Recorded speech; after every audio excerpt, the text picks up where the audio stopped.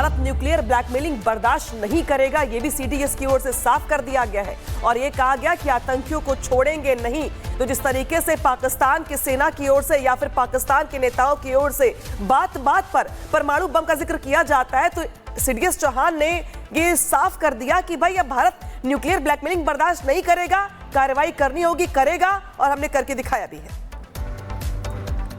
After Pakistan acquired nuclear weapons, and they tried to exploit this stability-unstability paradox. That's nuclear weapons will provide stability, strategic stability between the two nations, and below that, this terrorism can contain. But of course, what India has done now is there are now two red lines. Between these two red lines, it's opened up the space for conventional operations.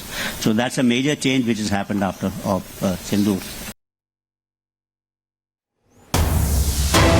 बड़ी खबर हमारे पास, पाकिस्तान से बेहतर drone है। CDS ने यह कहा, उन्होंने कहा कि मिलिट्री ऑपरेशन बिना रिस्क के नहीं होता, यानी कि जब भी मिलिट्री ऑपरेशंस होते हैं उसमें रिस्क होता है। इसलिए बराबर अनिल चौहान कह रहे हैं कि हम परिणाम की बात इस बार ज्यादा करेंगे।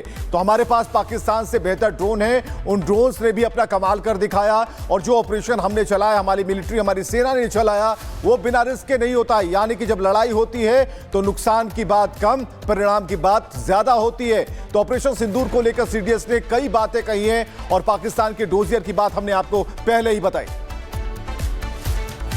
We knew little bit that we have a better counter drone systems, etc. in our country. We have loiter ammunition. He may not have that kind of a capability, but there's an element of risk into it.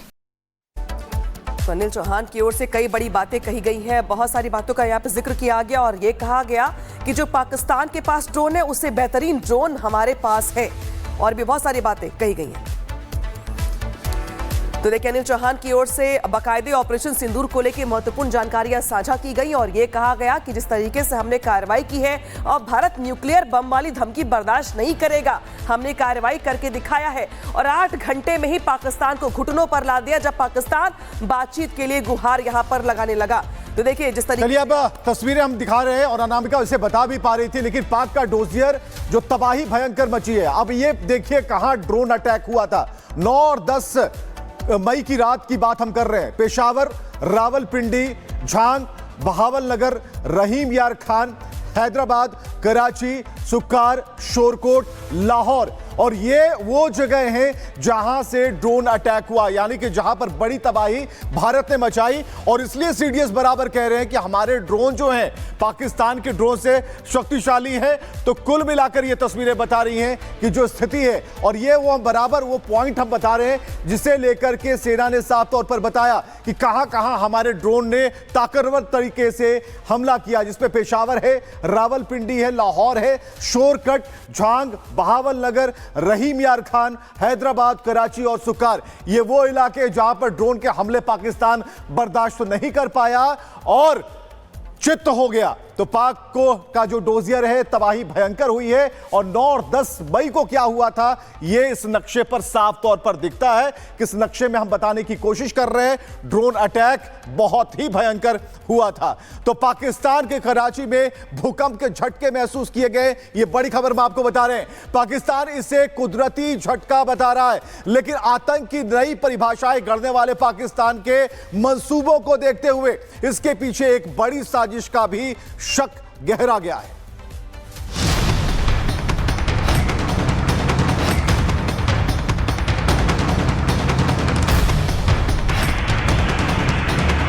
Pakistan के कराची में इन दिनों चारों तरफ दहशत का बोलबाला है। लोग ना घर के अंदर खुद को सुरक्षित महसूस कर पा रहे हैं, और ना ही लोग घर के बाहर ही चैन से रह पा रहे हैं। वजह है कराची में पिछले 24 घंटों के दौरान लगे भूकंप के 10 झटके, जो पाकिस्तानियों को तुर्की में आए साल 2023 के विनाशकारी भूकंप की याद दिला रहे हैं। लोगों को डर है कि कहीं ऐसा ना हो कि वो सोते रह जाएं और जलजला उन्हें जमींदोज कर दे। पाकिस्तान के मौसम विभाग का कहना है कि कराची में बार बार आ रहे भूकंप की वजह कराची के लांधी इलाके के नीचे एक पुरानी फॉल्ट लाइन है जो अचानक सक्रिय हो गई है। लेकिन जो बात इस वक्त दुनिया को खटक रही है वो कराची में जमीन के अंदर बना पाकिस्तान का एटमी ठिकाना है। ऐसे में लोगों के मन में सवाल कौंध रहा है कि कहीं पाकिस्तान उस एटमी ठिकाने में कोई परमाणु गतिविधि तो नहीं कर रहा। पाकिस्तान के कराची शहर में एक जगह है जिसका नाम है पैराडाइज पॉइंट।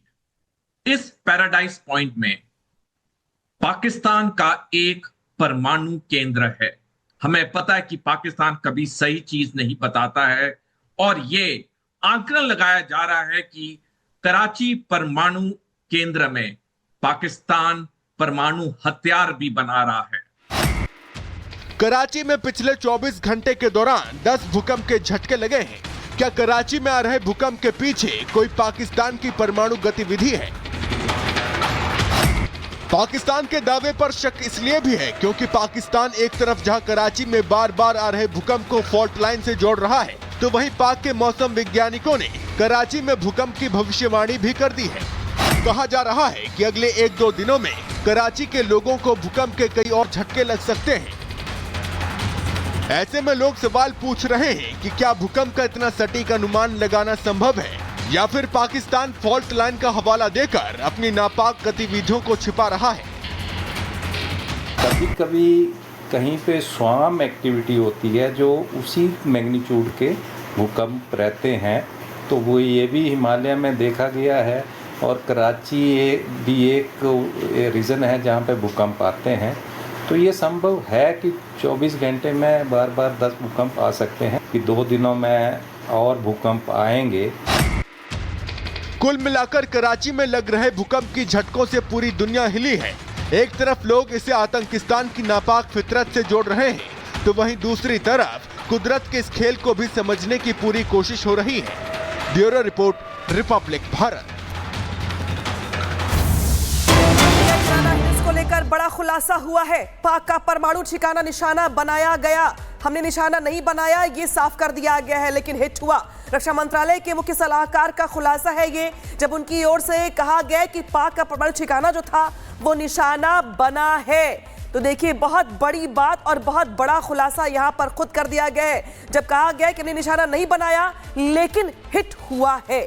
ये बड़ा खुलासा किया गया ऑपरेशन सिंदूर को लेके, जब 9 और 10 मई की रात भारत की ओर से ताबड़तोड़ हमले किए गए। अब उस हमले को लेके बहुत सारी बातें निकल के सामने आ रही हैं और अब किराना हिल्स को लेकर के जो खुलासा है वो ये हुआ है कि हमने नहीं यहाँ पे निशाना किया लेकिन हिट हुआ है, ये भी सच्चाई है। तो परमाणु जो ठिकाना है पाकिस्तान का निशाना बना है, इसमें कोई दो राय नहीं, क्योंकि भारत की ओर से भी ये साफ कर दिया गया है। विवेक, बिल्कुल, भारत की तरफ से ये स्पष्ट कर दिया गया है और ये उस धमाके और भूकंप को जरा जोड़कर देखा जाए तो ये स्पष्ट होता है। लेकिन भारत ने बड़े ही सधे हुए लहजे में अपनी बात कह दी है। रक्षा मंत्रालय के मुख्य सलाहकार ने एक बड़ा खुलासा किया है और इस खुलासे में उन्होंने वो बातें कही जिसमें उन्होंने कहा कि हिट हुआ है। आप समझिए इस बात को और इसका कितना बड़ा मैसेज है। There was a lot of talk happening that the nuclear sites were also being targeted. Was that true? Did we actually manage to at least come very close or somewhere close? Okay, you remember what the DG Air Ops mentioned. In fact, media person asked him that, did you target? And he said, you tell me.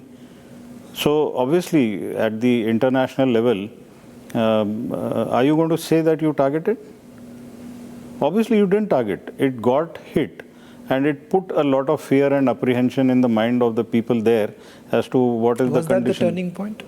Possibly, yes. Possibly, yes.